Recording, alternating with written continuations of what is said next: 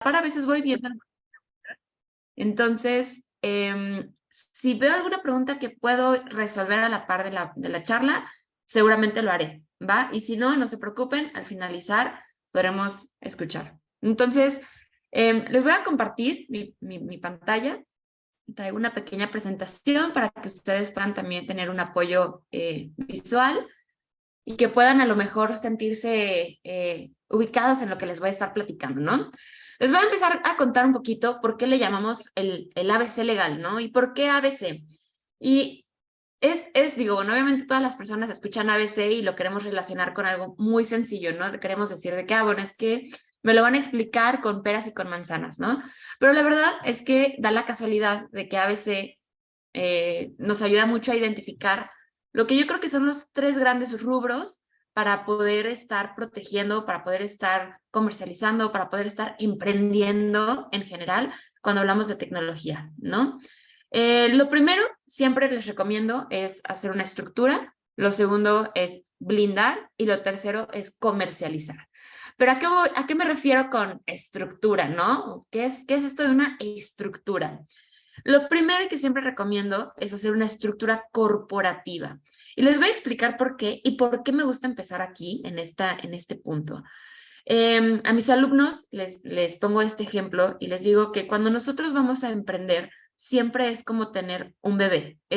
Aunque se escuche como medio extraño, les juro que cuando uno empieza un proyecto, es como un bebé. Le dedicamos mucho tiempo, mucho dinero, mucha ilusión y lleva ciertos pasos, al igual que con un bebé, cuando nace, pues debemos de tomar ciertas pues, decisiones o ciertas medidas para proteger a este bebé.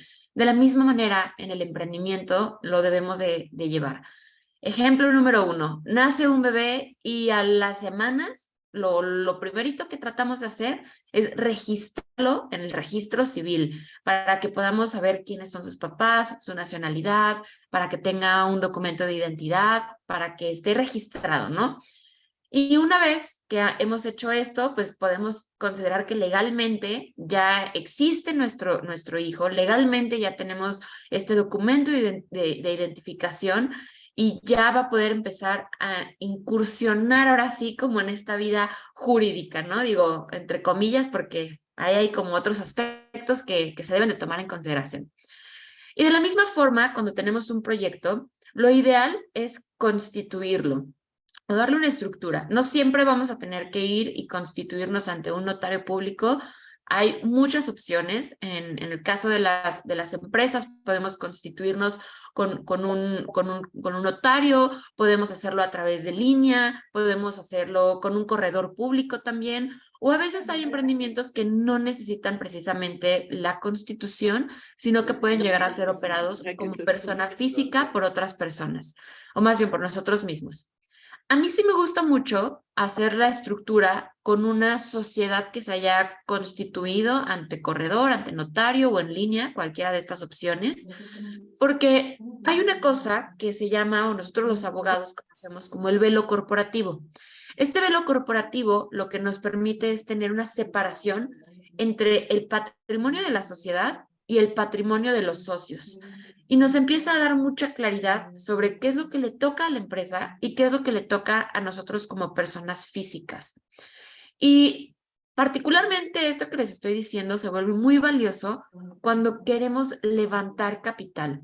Esto de levantar capital o recibir inversión se ha popularizado mucho, especialmente en los últimos, no sé, 15 años, a lo mejor aquí en México, 10 años, mucho más en los últimos 6, 8 años. Es algo que hemos empezado a escuchar muchísimo, es una gran tendencia, es algo a la alza aquí en México, que obviamente esto viene de Silicon Valley, de PayPal Mafia, de muchos años atrás, ¿no?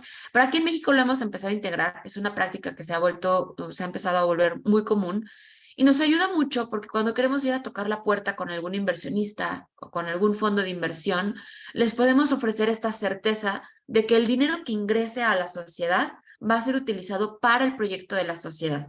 Les contaba hace unos días a mis alumnos una anécdota en donde tuve justamente una asesoría con un proyecto en donde las personas que habían constituido esta sociedad, o bueno, habían empezado este proyecto, habían tomado la decisión de hacerlo como personas físicas. Nunca se constituyeron, nunca hicieron ningún trámite, no firmaron ningún contrato que les permitiera identificarse como una sociedad o un proyecto en conjunto, ¿no? Ellos solamente decidieron hacerlo de palabra, de buena fe, apretón en manos y tan tan. Resulta que con el paso del tiempo, a los 2 años más o menos, empieza a haber un poco de conflictos, empieza a haber diferencias, deciden que quieren hacer la administración del dinero de forma distinta y uno de los socios decide salir de la sociedad y pide que le regresen parte de las ganancias y la inversión que había hecho en el proyecto. En el proyecto no había invertido tanto, pero durante su tiempo trabajando en este proyecto, habían recibido unos premios que habían caído en su cuenta y se habían utilizado para adquirir pues maquinaria, productos, servicios para el proyecto, para esta empresa, ¿no?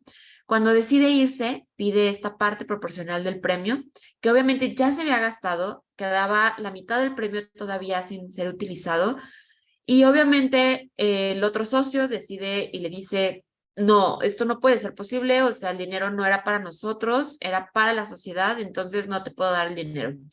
Pero como no tenían esta parte de la Constitución, no tenían un acuerdo, no tenían un convenio, no había absolutamente nada escrito, esta otra persona, el primer socio, decide irse, eh, completamente se lleva el dinero, se lleva maquinaria que había sido comprada a nombre del socio y no pueden hacer absolutamente nada, no pueden comprobar que realmente había sido un proyecto para, o bueno, una inversión para el proyecto por este tema que les estoy diciendo. Entonces, no es una historia nada, o sea, que les pueda decir, uy, no, nunca pasa. Sí pasa, pasa mucho. Es muy frecuente que por querer hacer negocios solamente de buena fe, de buena palabra, haya este tipo de problemas y que obviamente podrían tener una resolución un poco más clara o un poco más estructurada si hubiéramos tomado como primera decisión el estructurarnos, el tomar una estructura y poder decidir cómo va a funcionar nuestra sociedad. Obviamente, la estructura no es nada más constituirse, va a llevar un montón de cosas más. Tenemos que platicar desde cómo va a ser la división del dinero, el capital social, quiénes son los administradores, los tipos de contratos que puede haber dentro de la estructura. Vamos a empezar a platicar sobre los activos intangibles, etcétera, ¿no? Contratos que pueden surgir, un vesting, por ejemplo, que si no están muy relacionados con esta figura, es igual un contrato que se ha popularizado mucho cuando empezamos proyectos con otros cofundadores y decidimos firmar este contrato para comprometernos a quedarnos cierto tiempo. Normalmente le llamamos que hay un cliff de 4 años. Nos comprometemos a quedarnos durante estos 4 años en la empresa y hasta el 4.º año es donde se libera el 100% de las acciones que nos tocan de esta empresa. Entonces, si se dan cuenta, hay una variedad inmensa de opciones para poder hablar de la estructura corporativa y de poder proteger este proyecto, este emprendimiento y que a lo mejor esto nos dé, como su propio nombre lo dice, estructura, dirección y seguridad, ¿no? Que es lo principal. En segundo lugar, lo que siempre les recomiendo, pues es la protección de la propiedad intelectual, ¿no? Cuando hablamos mucho de emprendimiento y que es un emprendimiento muy tecnológico, especialmente, la propiedad intelectual cobra una relevancia enorme. Y les pongo este ejemplo. Si nosotros tuviéramos un negocio muy tradicional, el más tradicional de todos aquí en México, supongamos que tenemos una tortillería. En esta tortillería normalmente vamos a ver que hay una máquina que está haciendo las tortillas y nos va a permitir tener cierta producción o cierta cantidad de tortillas al día. Obviamente la cantidad de la mano de obra va a bajar porque a lo mejor solamente necesitamos una persona o dos que estén operando la máquina, que estén empacando, que estén vendiendo y demás. Y esto nos va a representar una mayor ganancia. Por ende, si nosotros ponemos la tortillería, vamos a querer proteger la máquina que está haciendo tortillas. Si por algo esta máquina se echa a perder, no estoy diciendo que se acabe el negocio, probablemente van a poder seguir operando, probablemente ese día saquen tortillas recién hechas a mano, deliciosas y exquisitas, pero la cantidad de tortillas que van a poder producir a mano va a ser mucho menor que la cantidad de tortillas que producen con su máquina. Y la cantidad a lo mejor de ganancia o las ganancias que van a tener por día van a ser menores, porque probablemente, además de que se van a vender menos tortillas, van a tener que contratar a más personas que puedan estar produciendo una cantidad suficiente para pues para las ventas que estaban teniendo. Entonces, dicho esto, obviamente vamos a querer proteger lo que más ganancia nos está dando. Pero cuando hablamos de tecnología o emprendimiento digital, esta parte de la máquina de tortillas no se vuelve tan tangible. Muchas veces no lo vemos, no lo estamos tocando, no estamos teniendo un técnico que vaya y nos repare la máquina ahí físicamente, o no está haciendo el ruidito o sea, que nos diga, uy, creo que le falta aceite, sino que se vuelve algo mucho más intangible. ¿Qué puede ser un activo intangible? Software, un programa de cómputo, una marca, una patente, por ejemplo. Todo esto que a lo mejor nos va a abonar, que nos va a dar esta ventaja competitiva en comparación de nuestros competidores o de los modelos de negocio que se parezcan a nosotros y que no se van a poder a lo mejor tocar en un mundo físico, al menos de que sea un hardware o que sea algún producto, una máquina o algo así, ¿no? Una marca, un programa de software, también tienen protección aquí en México. Las marcas, como ya saben, o bueno, no sé si están relacionados, se protegen ante el INPI, se catalogan por distintos tipos de clases. Cada clase habla de un producto o de un servicio y nosotros vamos a registrar esta marca en la clase que sea respecto a nuestro producto o nuestro servicio o en las clases, porque no solamente a veces las marcas entran en una sola, sino pueden entrar en muchísimas otras clases. Podemos hacer el registro en las clases que sean suficientes para poder proteger nuestra idea o nuestra marca, en los productos y en los servicios que estemos ofreciendo o comercializando. La protección de las marcas dura 10 años, son renovables estos 10 años, podemos pagar los derechos y renovar la marca a los 10 años. El registro de marca tiene costo también. Y todo, obviamente esto del registro de marca, cada una de las marcas que estemos protegiendo, nos van a abonar o nos van a poder dar un valor a la empresa, ¿no? Lo mismo va a ocurrir con el software o con las patentes. Solamente en el caso de software, que ahorita yo creo que es algo muy común estar viendo empresas que se dedican al desarrollo de software, plataformas digitales, programas de cómputo, y bueno, de ahí podemos sacar hilito para empezar a platicar de inteligencia artificial, ciencias de datos, IoT, etcétera, ¿no? Pero bueno, resumiéndolo en software nada más, o sea, todo esto englobándolo como a lo mejor en software y programas de cómputo, también vamos a tener protección. Aquí en México sí hay protección para los programas de cómputo, pero es muy diferente de cómo se hace en Estados Unidos. Aquí en México, lo que los legisladores consideraron era que el software, como es un lenguaje, son palabras, son números, se debía de proteger como en un símil de una obra literaria. Entonces, los programas de cómputo se protegen a través del derecho de autor, a diferencia de otros lugares que a lo mejor sí pueden tener a través de la propiedad industrial patentes y demás. Acá en México se hace a través del derecho de autor. Se hace el registro, pueden hacer el registro ante el indautor. Es un proceso muy sencillo. Actualmente ya lo pueden hacer en línea y pueden ir y protegerlo, hacer este registro para poder comprobar que ustedes fueron los creadores de ese código.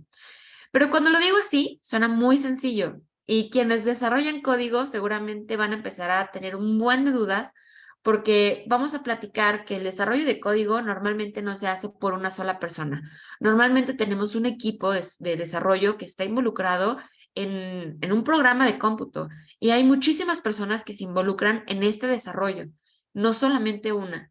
Entonces, para empezar, tenemos que empezar a poder fijar las reglas, poder fijar quiénes van a ser las personas que van a estar involucradas en este desarrollo del software y poder tener con cada uno de ellos las cartas de remuneración firmadas, perdón. Estas cartas de remuneración nos son importantes para poder englobar en una sola, nosotros como empresa, englobar ahora sí como en una sola bolsita, por así decirlo, quiénes fueron los creadores y quién va a ser el administrador de los derechos de ese programa. Y les voy a explicar a qué me refiero con esto. Cuando nosotros hablamos de derechos de autor, vamos a ver que el derecho de autor se divide o vamos a encontrar dos tipos de derechos, ¿no? Dentro del mismo derecho de autor. Los derechos morales y los derechos patrimoniales. El derecho moral, a grandes rasgos, es este reconocimiento que hacemos de quién es el creador de una obra. Es importante mantener siempre el reconocimiento a las personas que estuvieron involucrados en el desarrollo de una obra.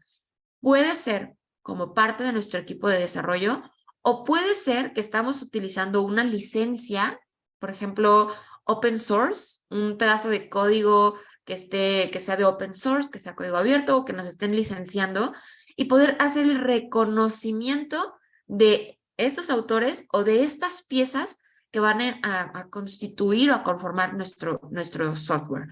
Y por otro lado tenemos el derecho patrimonial, que el derecho patrimonial es quién va a tener los derechos para poder comercializar esta obra, o en este caso, este programa de software. No están unidos siempre, no están peleados tampoco. Podemos, como les decía, hacer este reconocimiento de quiénes son los autores, pero sin que necesariamente ellos sean los administradores de la comercialización de este programa de cómputo. Esto es algo muy, muy estándar. Si ustedes se dedican a desarrollar software, a desarrollarlo y venderlo, es muy, muy, muy común. Van a entender perfectamente que a veces lo que se hace es nos contratan y cedemos o otorgamos, damos este programa, ¿no? Compartimos las contraseñas, compartimos los repositorios, etcétera. Y ya a veces nosotros, o bueno, ustedes se quedan solamente en la parte del mantenimiento, del soporte y demás, ¿no? Pero podemos estar cediendo esta creación o hacer esta implementación. Para que esto quede bien estructurado, yo siempre recomiendo que se haga el contrato o los contratos necesarios. Como les decía, lo ideal es tener un contrato. A veces podemos firmar un contrato de servicios con esta cláusula de remuneración en donde estamos pagando por los servicios de los desarrolladores o donde les pagaron sus servicios como desarrolladores y donde ustedes están cediendo los derechos patrimoniales de esta obra para poder explotarla, ¿no? Lo cuento de esta forma porque la verdad es que creo que en mi experiencia es de las maneras más comunes en las que vemos que se comercializa o cómo se empieza a desarrollar más bien este software. Es muy, muy común, hacemos la contratación, hacemos el desarrollo y nosotros como empresa empezamos a explotar el software o somos a lo mejor una empresa que se dedica al desarrollo de software, escuchamos al cliente, desarrollamos una solución para el cliente. Yo aquí igual recomiendo el contrato en donde esté muy claro cuáles son las obligaciones, las funcionalidades, los costos, los tiempos y demás. Entregamos el software y cedemos propiedad intelectual. Ellos son quienes compraron y adquirieron esta creación, así que ellos son los que la pueden explotar y quienes la van a poder estar utilizando. Y sí creo que es muy importante poder estar documentando todo esto, porque luego vienen malos entendidos o vienen malas prácticas dentro de la industria. He escuchado muchos casos de clientes que contratan desarrolladores y ya cuando es el momento de la entrega del software, les dicen, no te lo entrego. No te lo entrego, pero te lo puedo licenciar. Y entonces se quedan casados a seguir pagando mes con mes o año con año una licencia por utilizar el software más otro tipo de servicios como soporte, almacenamiento, etcétera.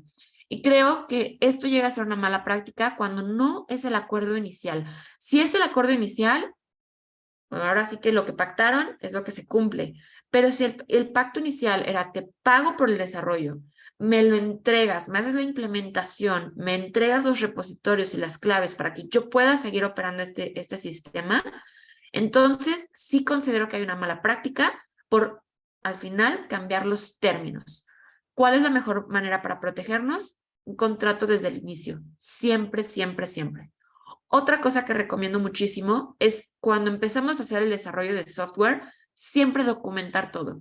Nosotros recomendamos hacer algo que se llama el Bill of Materials, que la verdad es que no es nada complejo, o sea, es un repositorio, es una hoja de Excel, en donde vamos identificando cada una de las partes del código que se van desarrollando, cada una de las funcionalidades, si utilizamos piezas de open source, si utilizamos alguna otra licencia, si utilizamos alguna interconexión y poder identificar cuáles son las claves de acceso, quién estuvo involucrado en ese desarrollo, qué desarrollador a lo mejor estuvo a cargo de cada pieza o quién hizo de la implementación, y si hicimos alguna interconexión, a lo mejor mantener siempre los términos y condiciones o las licencias que nos estén ofreciendo, ¿no? Para poder hacer esta interconexión. Esto nos ayuda muchísimo en dos cosas. La primera, cuando queremos hacer el registro del software, para poder identificar a quiénes les tenemos que estar pidiendo y reconociendo su derecho autoral y quiénes nos deben de estar otorgando, obviamente, la cesión de los derechos patrimoniales o con quiénes debemos de tener estos contratos firmados. Y dos, para evitar también a lo mejor incurrir en alguna mala práctica cuando estamos utilizando software. Por ejemplo, cuando hablamos de licencias, van a haber existen muchísimos tipos de licencias. Particularmente cuando hablamos de open source, van a haber ciertas licencias open source que no nos van a permitir crear algún código que se involucre o que esté interconectado con otro tipo de licencia, a lo mejor no open source, a lo mejor de paga, o que el producto que nosotros estemos construyendo, implementando esta licencia de open source, no pueda comercializarse. Hay algunas que sí tienen esta prohibición para evitar, a lo mejor, sabes que yo te doy una pieza que es gratuita, entonces si mi pieza tú la utilizas y la empiezas a vender, atenta contra la esencia de lo que yo empecé a crear. ¿Y qué ocurre si nosotros no tenemos noción de estas reglas en las licencias? Muy fácilmente, en cualquier momento, nos pueden cachar que estamos a lo mejor haciendo una interconexión con alguna licencia que está prohibida o estamos comercializándola, vendiéndola, y nos quitan este derecho, nos quitan el acceso a esta licencia, y entonces vamos a tener un hueco. Y la verdad es que se escucha X, a lo mejor mucha gente lo escucha y dice, bueno, ¿qué tanto es tantito? O de aquí a que me cachen o algo así. Pero sí me ha tocado escuchar clientes que están operando, están ya comercializando, tienen usuarios activos, los usuarios están pagando a lo mejor una membresía o una suscripción por utilizar un servicio y de pronto les cortan una parte del código que utilizaron o que estaban implementando y la plataforma deja de funcionar. Entonces, aquí viene el tema del incumplimiento de contrato, de consecuencias, de, bueno, infinidad de cosas. Y la verdad es que para nosotros, cuando tenemos una plataforma de pago en la red, cada minuto que no está disponible o cada minuto que tenemos una falla, se va a interpretar como pérdida. Entonces, no queremos obviamente involucrarnos o vernos sufriendo algo de esto. No queremos obviamente arriesgarnos a que empecemos a comercializar y que de pronto nuestro servicio no esté disponible, justamente para evitar a lo mejor alguna consecuencia legal, ¿no? Algún problema, algún daños y perjuicios, un cumplimiento de contrato, etcétera, ¿no? Entonces, yo siempre recomiendo hacer este Bill of Materials para poder tener muy claros cuáles fueron las licencias que utilizamos en el momento en el que lo implementamos, ubicar perfectamente cuáles eran las reglas que estaban vigentes en ese momento y obviamente tener a la mano las contraseñas y los repositorios y demás, ¿no? Esto nos ayuda a tener mucha claridad. Y siempre recomiendo que lo traten de hacer entre más pronto mejor. No se esperen a que nos constituyamos, a que comercialicemos, a que el producto esté finalizado, a que levantemos capital. No. En el momento en el que empezamos a construir la plataforma, en el momento en el que empezamos a hacer código, ese es el momento ideal para empezar a documentar y hacer el Bill of Materials. Porque si no, después es muchísimo más complejo regresarnos y recordar qué fue lo que construimos, cuáles fueron las funciones que implementamos y quiénes estuvieron involucrados en este proceso. A veces pasa que empezamos a construir funcionalidades o empezamos a construir software y tenemos rotación en el equipo y entonces quien estuvo originalmente involucrado en una primera etapa deja de estar en el equipo, cambia a lo mejor, hay una rotación, hay alguien más y entonces cuando queremos hacer el Bill of Materials nos topamos con pared con que el conocimiento que la persona que construyó esta primera parte se pierde al irse. Ya no vamos a poder tener como este acceso a lo que, o completo o entero, a lo que esta persona sabía. O sea, nos va a ser muy difícil empezar a rebobinar. Entonces, desde el inicio hay que tratar de documentar, hay que tratar de llevar este Bill of Materials y empezar, obviamente, yo siempre sugiero a tener contratos con quienes nos estén haciendo el desarrollo o a quienes nosotros le estemos haciendo desarrollo.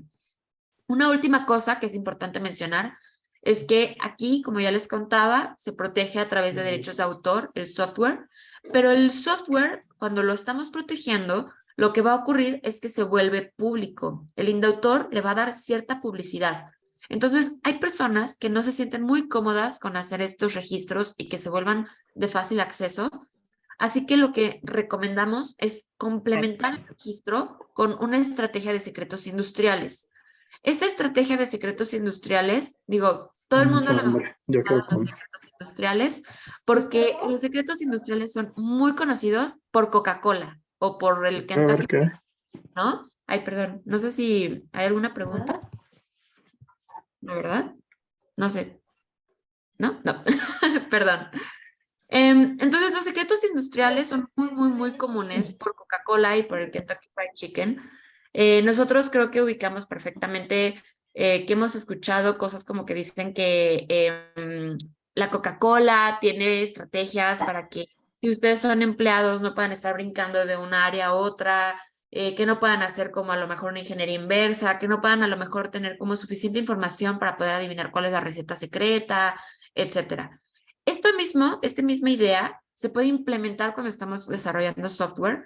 Lo que se hace es obviamente generar protocolos. Se notifica a las personas que están haciendo el desarrollo del código que van a estar en contacto con un secreto industrial y se implementan ciertas buenas prácticas para que podamos estar haciendo esta protección del secreto industrial. Como les decía, puede ser desde que no haya cierta rotación o que solamente ciertas personas tengan acceso a ciertos repositorios o a ciertas creaciones, o a lo mejor no involucrar cierta área con X otra área. O sea, puede haber un montón de cosas.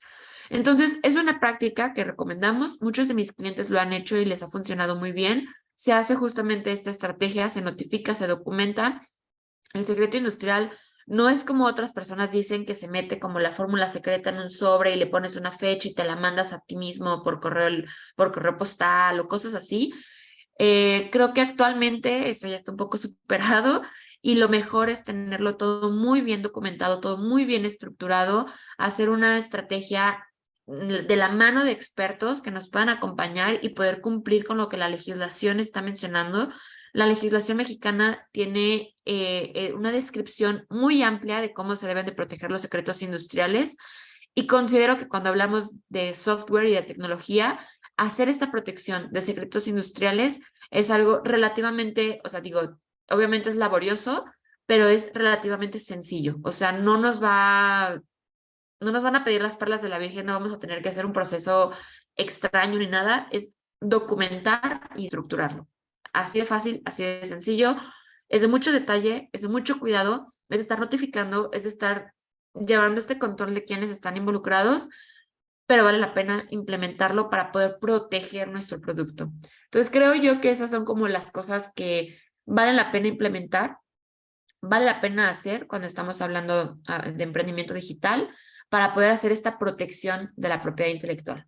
Y por último, la parte más importante, que es la comercialización. Normalmente todos queremos obviamente emprender porque queremos comercializar, queremos tener una ganancia.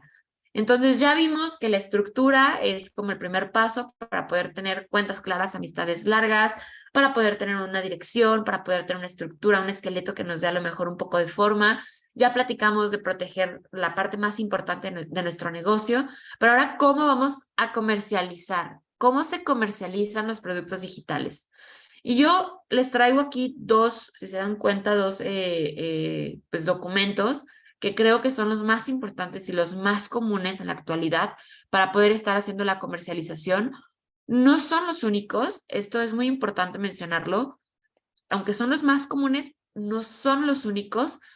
Y sí vamos a tener que tener muchísimo cuidado que el tipo de negocio que estemos emprendiendo, el modelo de negocio o el producto que estemos emprendiendo, no requiera de ningún permiso especial o de ningún documento especial para poder comercializar.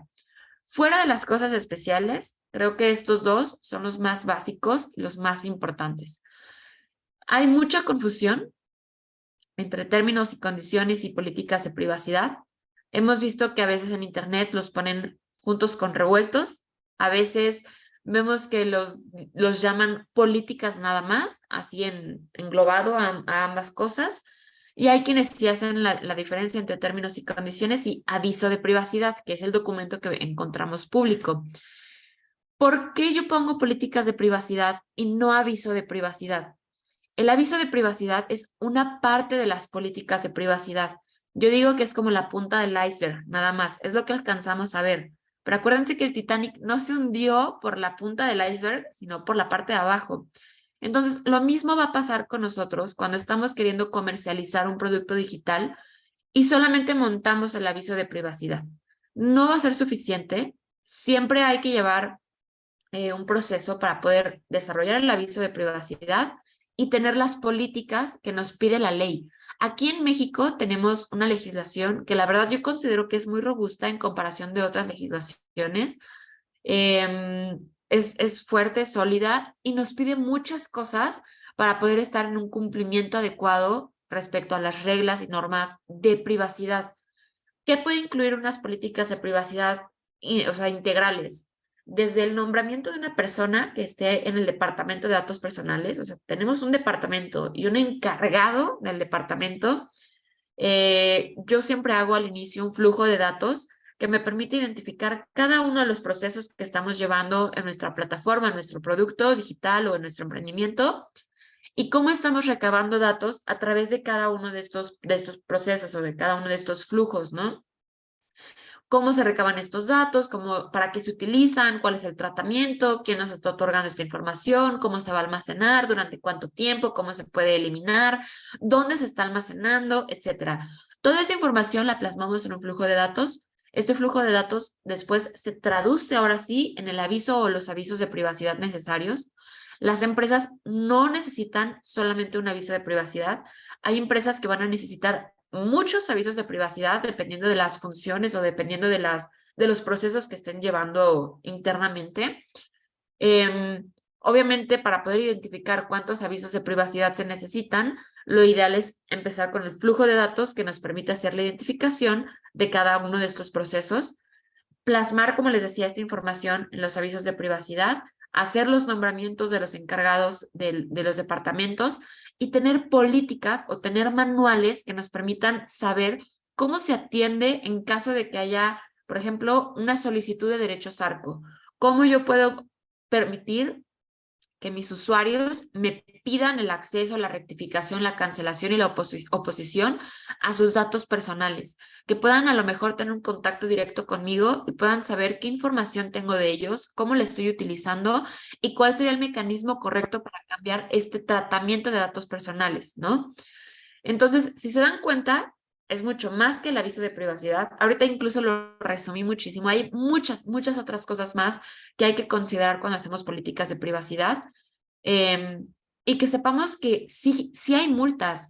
O sea, actualmente el no cumplir con estas políticas de privacidad sí nos puede generar una multa, sí nos puede generar una sanción, un procedimiento ante el INAI. El INAI es el que está constantemente vigilando que se protejan los derechos de las personas o de los usuarios en materia de datos personales. Y sí empiezan investigaciones y sí ponen sanciones. Entonces, no es como un cuento chino, no es el chupacabras, existe, pasa y por eso es necesario implementarlas y tenerlas para evitar cualquier multa. Porque obviamente, o sea, si empezamos a comercializar, a lo mejor desde el inicio, digo, uno nunca empieza a comercializar y ya mañana es millonario y ya mañana es el unicornio que quiere en el mercado, ¿no? A veces empezamos de poco a poco dándonos a conocer, es un camino difícil y no queremos que en una etapa inicial, en donde a lo mejor el capital es reducido, las ventas son reducidas, el darnos a conocer es reducido, la reputación empieza a ser súper importante y demás, pues no queremos una multa en ese momento, porque una multa en ese momento, en esa etapa de escalada, puede ser lo que nos lleve a que nunca despegue nuestro producto. Por eso es importante desde el inicio, sí tenerlas bien definidas, sí implementarlas correctamente y sí tenerlas publicadas correctamente. Por otro lado, los términos y condiciones, esos documentos que nunca nadie lee y que solamente le damos aceptar por aceptar, aunque hay gente que yo sé que no les gusta leerlos, Les juro y les prometo que sí son importantes, sí hay gente que los lee, sí tienen una vinculación, sí tienen una carga jurídica importante, y sí tienen consecuencias. Y les voy a contar algo. Em, Cada que voy y platico con emprendedores, o a veces cuando estoy dando asesorías, o que estamos en programas de emprendimiento, a veces llegan y me dicen, oye, Cintia, es que fíjate que se me hizo muy fácil y para cumplir con tener unos términos y condiciones, pues me metí ahí a internet, a Google o a la página de la competencia y yo copié y pegué los términos y condiciones de otra empresa, solamente le cambié el nombre y los publiqué. Ya estoy bien, ya con eso cumple el requisito. No es un requisito. O sea, esto no es de que, ay, los debes de tener nada más por tener. Los términos y condiciones son un contrato. Hacer eso es peligrosísimo. Peligrosísimo porque muchas veces estas empresas tienen términos y condiciones adaptados a la legislación del lugar en donde están. Por ejemplo, si ustedes se meten a Google o a Facebook, pues obviamente la legislación que va a regir cómo se tienen que redactar esos términos y condiciones van a estar basados en una legislación a lo mejor en California, en Estados Unidos. Facebook tiene incluso algunos de Irlanda, ¿no? Cuando hablamos de términos y condiciones y políticas de privacidad. No nos va a servir de nada tener una política o unos términos y condiciones basados en la legislación de Estados Unidos o de Irlanda si nosotros estamos operando en México. La legislación que nos debe de regir es la mexicana. Sí existe legislación mexicana que está regulando términos y condiciones, que sí nos dicen cómo deberían de estar siendo redactados, qué deben de llevar, qué debe de mencionar. Una de estas legislaciones e incluso una entidad que regula y vigila que sí estén bien escritos estos términos y condiciones o bien redactados es la Profeco. Pero así como Profeco, también podemos tener Conducef y pueden haber un millón de legislaciones o de reglamentos que nos pueden dar la pauta de cosas que deberían de contener nuestros términos y condiciones. También hay multas, Profeco también sanciona, Profeco también tiene abiertos mecanismos para que los usuarios puedan quejarse cuando algo no cumple con la legislación o no cumple con lo que las empresas deberíamos estar ofreciendo a nuestros usuarios y sí sancionan, sí hay sanciones. No solamente que nos toque responder con el usuario, sino también que Profeco nos puede llegar a multar. Entonces, por eso es súper importante que los términos y condiciones se hagan, como yo digo, tailor-made, hechos a la medida, para que puedan reflejar correctamente nuestro modelo de negocios y que a lo mejor no estemos prometiendo que vamos a tener un servicio con un tiempo de entrega, con una función X o Y, cuando en realidad nada de eso es lo que hacemos en nuestra plataforma. O la verdad es que es una característica que no vamos a poder cumplir nunca. Ejemplo, me ha pasado mucho que llegamos, estamos en la asesoría, me están contando que tienen los términos y condiciones robados de alguna otra plataforma y cuando empezamos a platicar y empiezo a ver cómo es la función o la operación de su negocio, llegamos a la parte de las pasarelas de pago.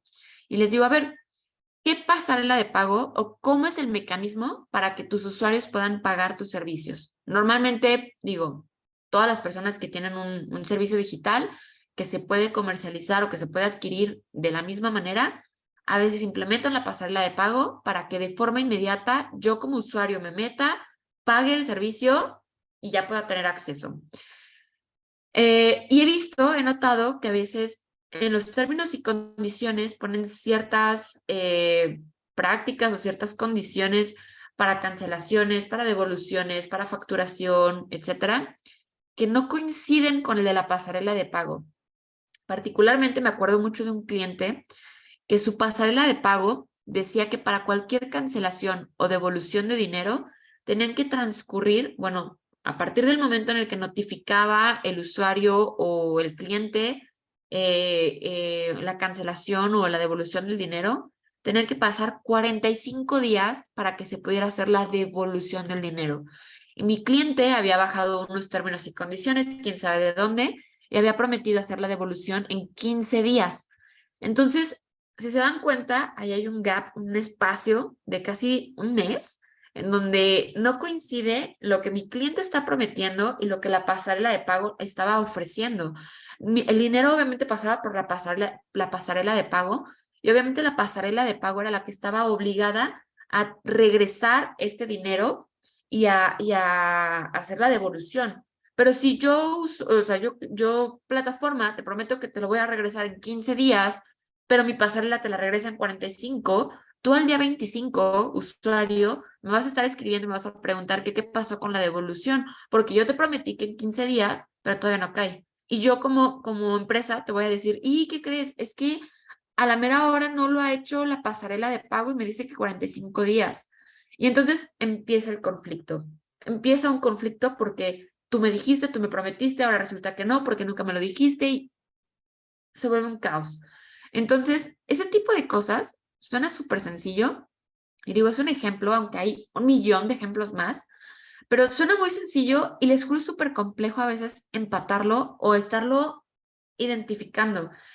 Y es justo donde vienen los problemas, es justo donde caen las sanciones. Por eso es mejor no tener un documento robado o copiado, sino algo hecho a la medida que se ajuste, como yo les decía, a nuestro negocio, para evitar, como les mencionaba, cualquier tipo de sanción o multa. Van a ver, como les comentaba al inicio también, otro tipo de documentos que a lo mejor podemos estar necesitando. Van a haber ciertas licencias o hay ciertos permisos que se ocupan antes de estar comercializando. Ciertos modelos de negocio lo van a necesitar. Si ustedes desarrollan algún tipo de solución financiera, principalmente créditos, algo relacionado con fintech, asesorías en inversiones, etcétera, muy probablemente van a necesitar un permiso o van a necesitar algún trámite especial ante la CNBV. Entonces, digo, este es un ejemplo de modelo de negocio, pero hay muchísimos modelos de negocio más que pueden tener algún tipo de regulación especial, servicios médicos, de salud, etcétera. Todo eso a veces es necesario poder primero hacer un estudio de impacto regulatorio para saber cómo la operación de mi negocio se puede estar viendo afectada por alguna regulación y qué permisos debo de tramitar o qué tipo de autorizaciones o qué tipo de documentos, licencias, etcétera, requiero para poder estar operando en la web y que no vaya a tener algún tipo de consecuencia después de alguna multa o de alguna sanción, ¿no? Entonces yo sí lo recomiendo mucho. Si tienen alguna duda, acérquense a algún experto, busquen a alguien que los pueda guiar, implementenlo dentro de su plataforma, dentro de su negocio y que siempre vayan blindados, que siempre vayan protegidos, tanto desde la protección, desde la estructura hasta la protección de su propiedad intelectual, hasta cómo van a comercializar su producto con sus usuarios, ¿no? Sé que suena a veces complejo. Obviamente esto está englobado a grandes rasgos. Obviamente lo digo rapidísimo, pero es un proceso largo. Yo he visto que muchos de mis clientes deciden llevar esto que les estoy diciendo, esta protección integral, en etapas y se me hace algo muy sabio, se me hace algo muy prudente empezar con lo más necesario, urgente y a lo mejor que les brinde la mayor estructura posible e ir trabajando a la par, a la par, a la par de la construcción del producto para poder implementar este tipo de cosas. No se puede hacer una protección de marca cuando ni siquiera se tiene una marca. No se puede tener términos y condiciones cuando ni siquiera tenemos un producto publicado o que ya puede ser comercializable en Internet. No podemos tener políticas de privacidad cuando no sabemos ni siquiera qué datos vamos a poder estar recabando. Entonces, no es algo que se tenga que hacer de sopetón. A veces se puede ir haciendo poco a poco conforme se va desarrollando el producto, pero no recomiendo dejarlo al final para evitar que ganen los tiempos. Mucho de lo que les estoy diciendo son trámites y procesos que requieren 2, 3, 6 meses para que puedan quedar listos. Una constitución de una sociedad ante un notario público puede tardar una semana, 15 días, un mes, dependiendo del notario, del registro público, de los socios, de si es Navidad, de si hay una pandemia, de muchas cosas. Entonces, considerar que si vamos a necesitar una empresa constituida, pues obviamente que va a necesitar un tiempo, un mes mínimo, 2 meses para poder quedar lista la sociedad.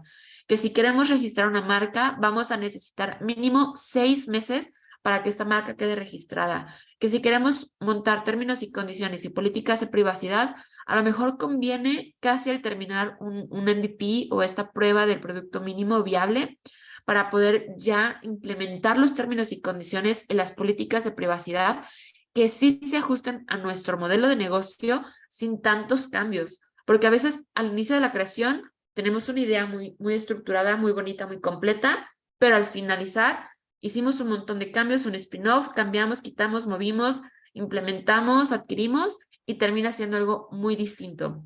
Y para evitar estar haciendo cambios y cambios y cambios y cambios y actualizaciones en estos documentos, mejor tratar ya de redactarlos y publicarlos casi cuando se terminó un MVP y ahora sí ya salir a mercado y comercializar con la certeza de que tenemos la estructura, la protección necesarios para poder estar ahora sí teniendo un emprendimiento exitoso, ¿no? Creo que estos son como los grandes rasgos, como lo más importante. Obviamente surgen muchas dudas cuando estamos en este camino. Les estoy compartiendo mis redes sociales por si en algún momento consideran que hay alguna duda que valga la pena ahondar más y que a lo mejor no haya surgido el día de hoy o que a lo mejor no se resuelva en este momento, que se sientan con la confianza de poder escribirme, poderme contactar y con gusto siempre estoy a la orden para poder resolver cualquier duda que tengan, ¿no? Y digo, siempre me encanta conocer emprendimientos. Si alguien tiene aquí algún proyecto, me fascina escuchar qué es lo que están haciendo y poder saber de qué manera les puedo apoyar para que puedan ser exitosos, ¿no? Creo que hasta aquí es lo que tengo ahorita por compartir. Me gustaría más bien dejar un espacio para preguntas y respuestas.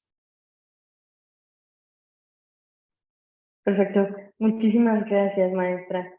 Bien, como lo comenta, vamos a dar inicio con la sesión de preguntas y respuestas. Si tienen alguna pregunta, pueden hacerla por medio del chat o pueden abrir el micrófono y sin ningún problema la maestra les va a contestar.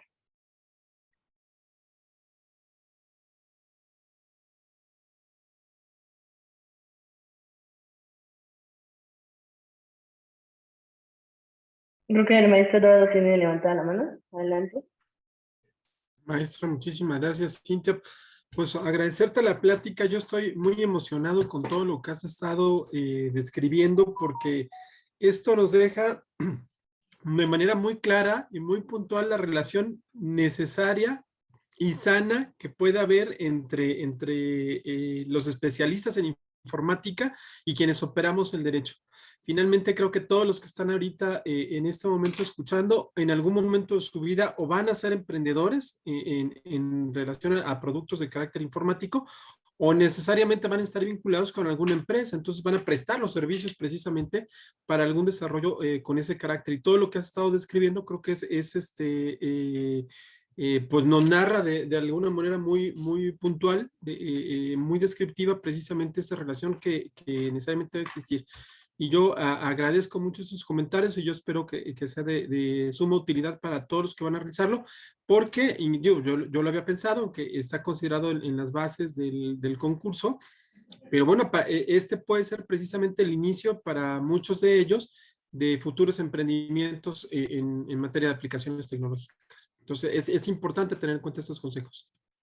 Muchísimas gracias, maestro. Sí, la verdad es que, digo, obviamente hay muchísimos aspectos y hay muchas cosas que a veces no se pueden ahondar en una plática de a lo mejor una hora, ¿no? A veces les digo siempre a mis alumnos, oigan, pasamos 6 meses abordando estos temas y aún así 6 meses no son suficientes para poder como profundizar en cada una de estas cosas, pero que a lo mejor tengamos estas nociones básicas de cómo se estructuran o cómo se componen estos proyectos, porque la verdad es que se puede ver desde muchas aristas, desde como emprendedores, que nosotros tenemos un producto, como ustedes lo dicen, están en el programa, a lo mejor terminando este programa, deciden seguirle con el proyecto y volverse emprendedores, comercializarlo y pues ahora sí que avanzar.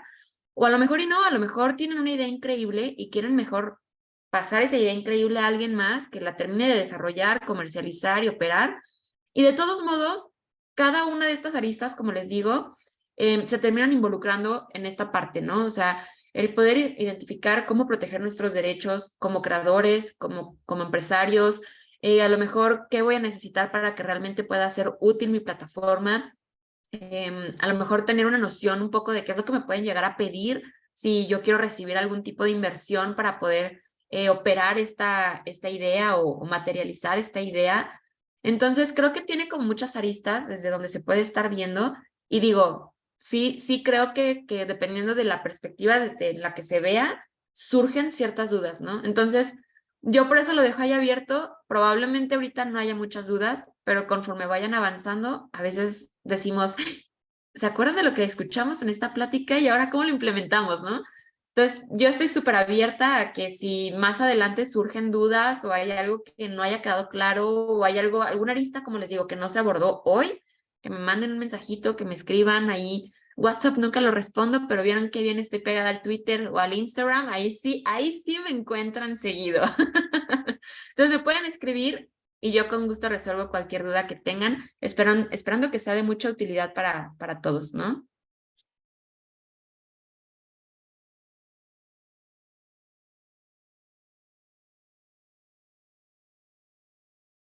Adelante, maestra Mónica. Oye, Cintia, yo tengo una pregunta. ¿Cómo se demuestra que un programador es dueño de su aplicación más allá del registro de marcas?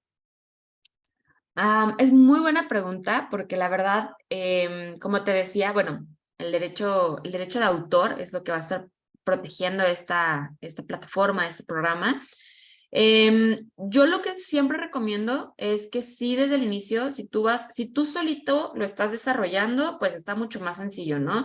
El derecho de autor, cuando tú lo plasmas y tú automáticamente te denominas como el autor de esa obra, ya el derecho de autor te da como este reconocimiento, ¿no? Al menos de que algo ocurra, lleguen y te quieran demandar y todo esto, ¿no? Pero independientemente de eso, en el momento en el que tú lo plasmas y tú te autodenominas el autor de esa obra, ya tienes este reconocimiento.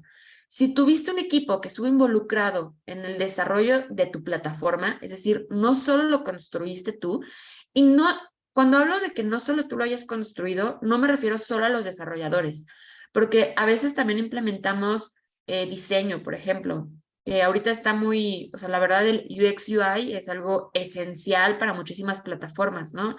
Entonces necesitamos a lo mejor programadores, pero también diseñadores o diseñadoras, o a veces tenemos, si estamos haciendo un videojuego, a veces también metemos música o mil cosas, ¿no?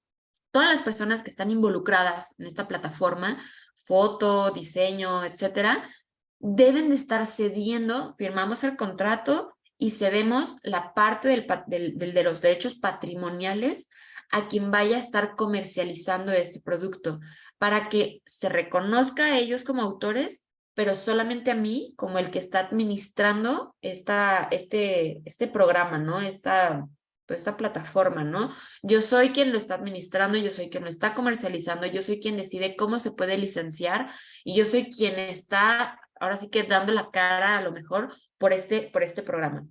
E independientemente de eso, pues te digo, puedes ir al Indautor, haces el registro ante el Indautor y se te reconoce a ti como el dueño o el creador de este programa o como parte de los creadores de este programa, ¿no? No sé si con eso resolví tu duda. Sí, muchas gracias. De nada. Y la verdad digo, a veces parece muy sencillo, pero hay programas que llegan a ser muy complejos. Por ejemplo, algo que no les había contado ahorita, justo me acordé de los videojuegos. Tuvimos un cliente que estuvo desarrollando un videojuego muy interesante y, por ejemplo, en este caso el videojuego tuvo una protección de propiedad intelectual absurda. O sea, no les voy a mentir, fue algo, o sea, impresionante de la cantidad, porque se desarrolló soundtrack especial para el videojuego, se desarrollaron personajes, se van desarrollando frames uno por uno, se desarrollaron, o sea, cada uno pues de los fondos del videojuego y todo eso que les estoy contando pues se protegió a través del derecho de autor y todo eso, obviamente hubo un equipo muy grande, hubo artistas incluso internacionales que estuvieron aportando sus creaciones para este desarrollo y se tuvo que hacer tal cual como les estoy diciendo. O sea, se tuvieron que firmar los contratos, se tuvieron que transmitir los derechos, se cedieron los derechos patrimoniales, se hicieron los registros de las obras a nombre de la empresa que estaba desarrollando este videojuego y de esta forma se engloba todo, les digo, es como meterlo en una bolsita, por así decirlo,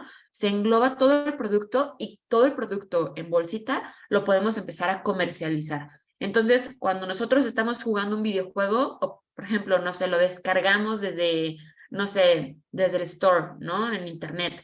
Entonces, cuando nosotros hacemos esta descarga, estamos aceptando una licencia y esta licencia nos la está otorgando quien lleva esta bolsita, ¿no? Todo este producto, lleva la bolsita, yo a lo mejor Cintia Videojuegos, te otorgo la licencia para que puedas estar jugando mi videojuego, en lugar de que cada uno de ellos te dé una licencia para que puedas escuchar la música, ver los frames, conocer sus personajes, etcétera, etcétera, etcétera. Entonces, por eso es bueno hacer, como les explicaba, esta parte del contrato de la transmisión, que haya esta figura ahora sí como administradora y que se pueda estar comercializando, ¿no?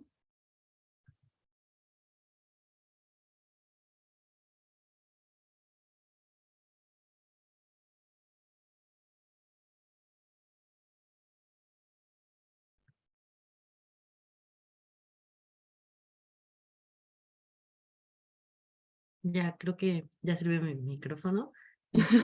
Gracias, Cintia. Me quedó muy claro. Estuvo muy interesante lo que comentaste de los videojuegos. Muchas gracias, muchas gracias.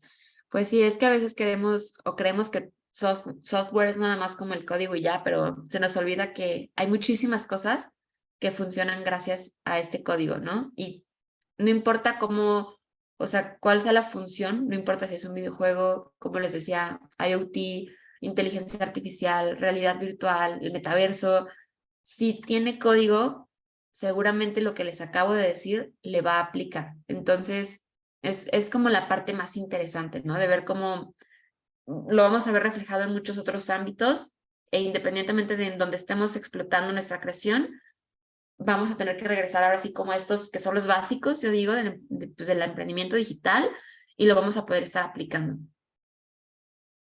Claro, muy bien. Pues no sé si alguien más tenga alguna otra pregunta.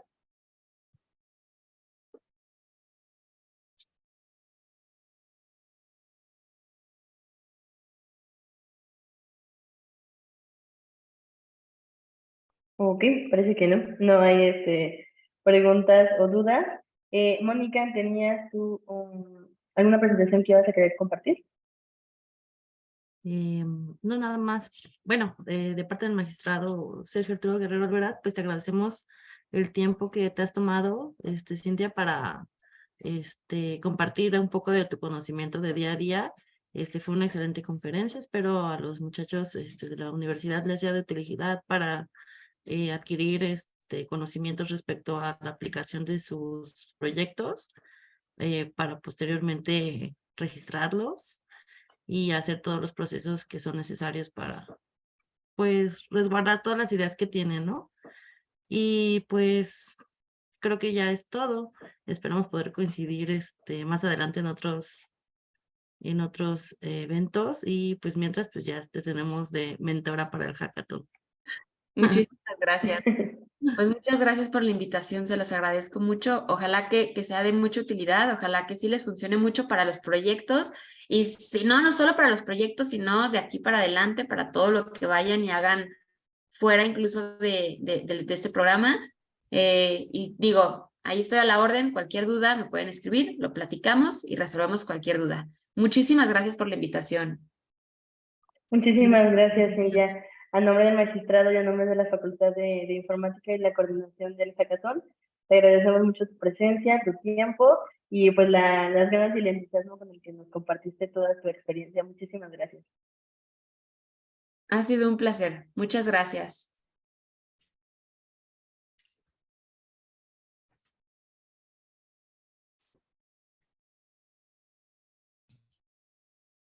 Saludos, maestra Sofía. Cintia, hasta luego.